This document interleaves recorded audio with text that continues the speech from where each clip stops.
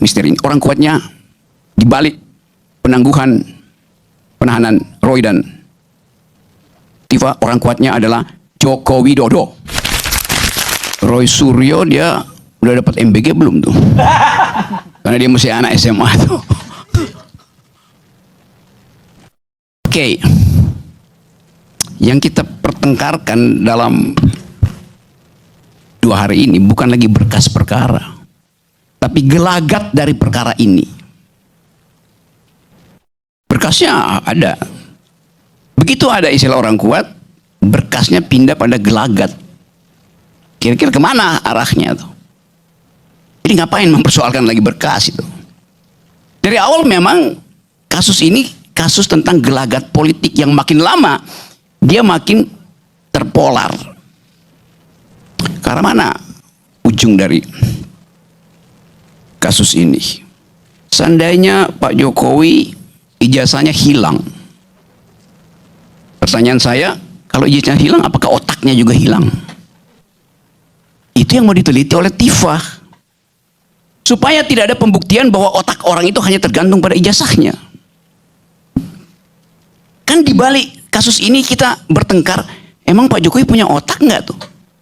Kalau dibuktikan secara sosiologi, secara psikologi, supaya Pak Jokowi berpikir runtut, reasoningnya bagus, kalkulasinya efektif, orang nggak akan persoalin. Mau punya ijazah, mau nggak punya ijazah.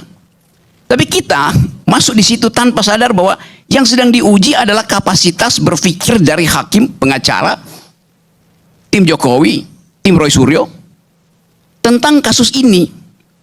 Karena itu pada akhirnya ujungnya bertahun-tahun bicara.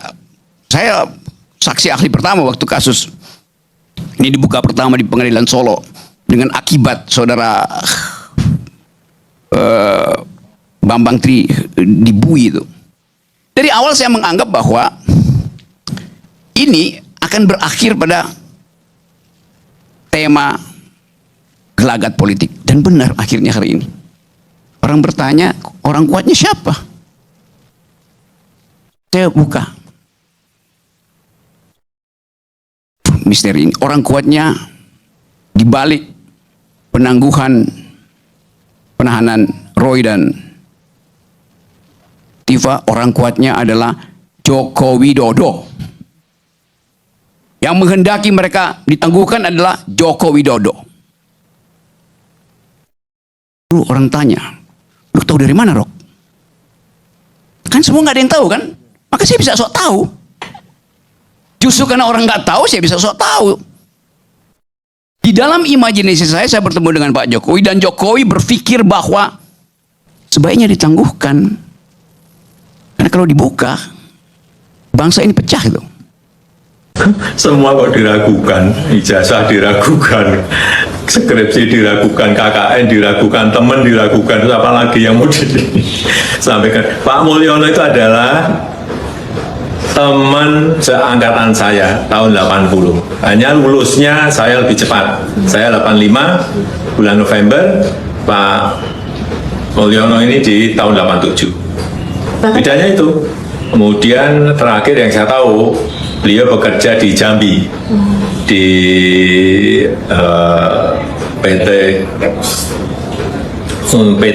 sebuah PT untuk pelestarian dan konservasi hutan. Apa nama PT-nya? PT Ekosistem Hutan. PT Ekosistem. Yang terakhir kepada Presiden Prabowo, kalau tidak mampu memihak kepada kebenaran, minimal Bapak diam saja, nggak usah melindungi. Kalau memang tidak mampu, karena sering sekali ada kode-kode dari Solo itu langsung letoilat. Percayalah, kalau Bapak membela kebenaran, rakyat akan ada di belakang Bapak. Tapi apabila Bapak takut terus dari raja bohong, maka batas rakyat juga ada sabarnya. Kami masih menaruh harapan pada Bapak, tapi rakyat juga ada batasnya. Kalau raja bohong ini selalu diistimewakan, maka rakyat akan keluar dengan hati nuraninya. Hanya itu saja dari saya. hari ini titik tikungan yang sangat tajam. Kepada seluruh rakyat Indonesia, bersatulah menggusur Raja Bohong untuk menyelamatkan negara. Mulai dari Sabang sampai Merauke, turunlah, jangan diam demi bangsamu.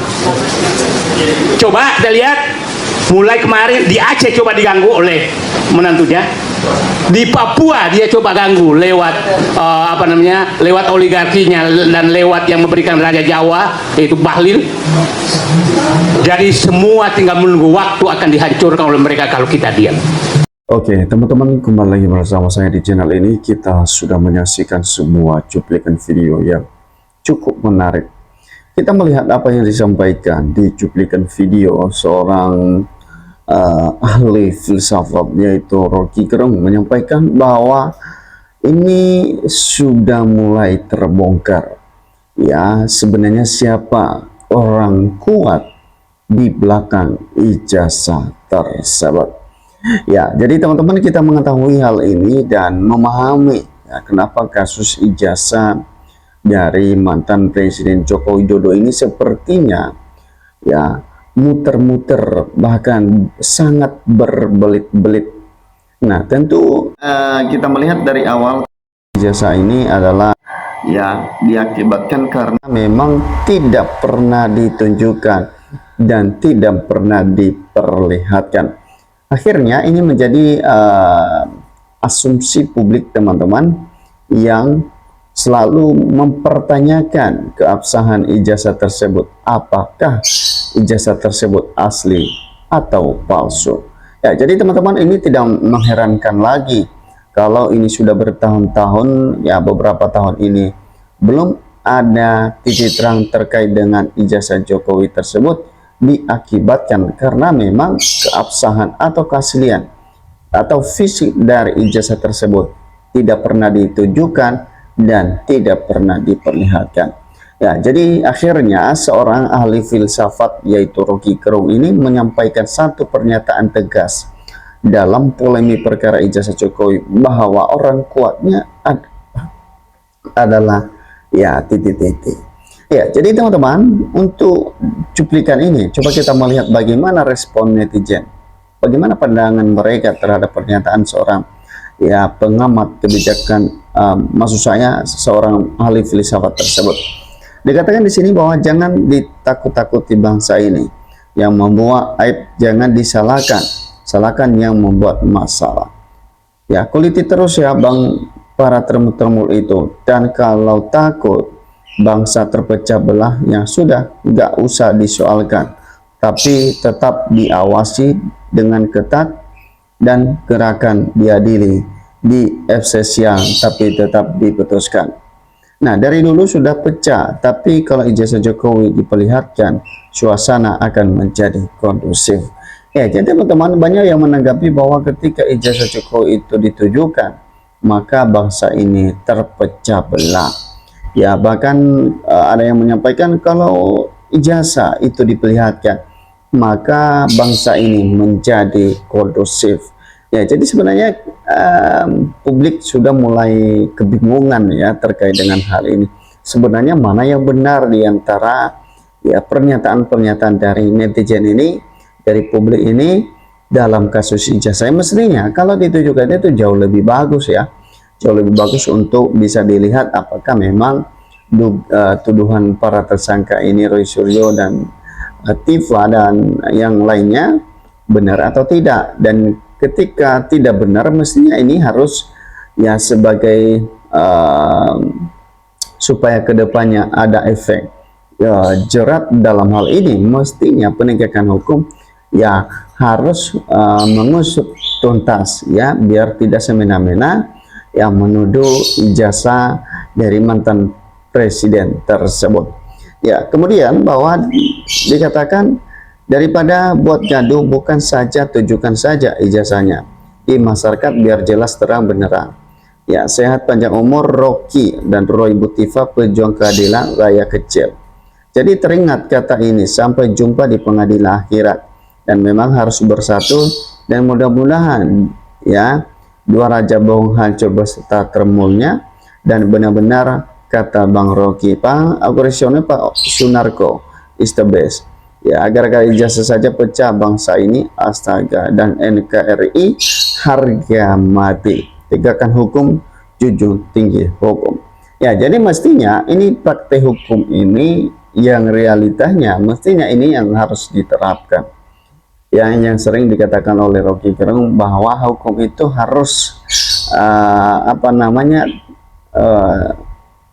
tajam ke atas, bukan tajam ke bawah.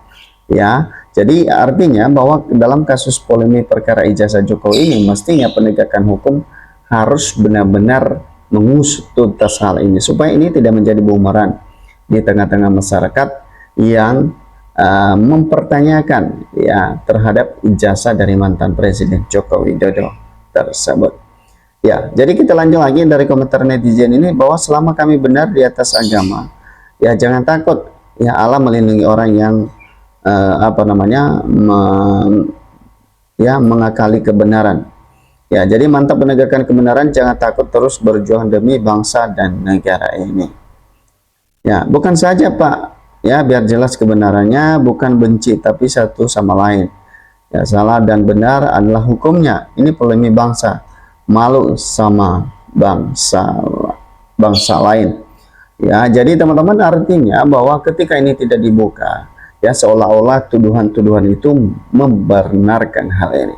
Ya mestinya ya penegakan hukum ya harus pro rakyat, harus pro pemerintah supaya kasus-kasus yang terjadi di negara ini segera diusut tuntas, tidak menjadi bumerang, tidak terbengkalai hanya gara-gara kasus-kasus ini. Bahkan kasus ini ya kata netizen tadi menyampaikan bahwa bisa saja ini menjadi bangsa ini terpecah hanya gara-gara sebuah ijazah. Mestinya ini harus bersikap tegas dalam pengungkapan kasus, jangan pandang dulu. Ya, jadi dengan adanya pernyataan dari seorang ahli filsafat tersebut yaitu Rocky Gerung, ini memberikan kita satu pandangan bahwa ya mestinya dari awal kasus ini memang harus diusut tuntas oleh penegakan hukum.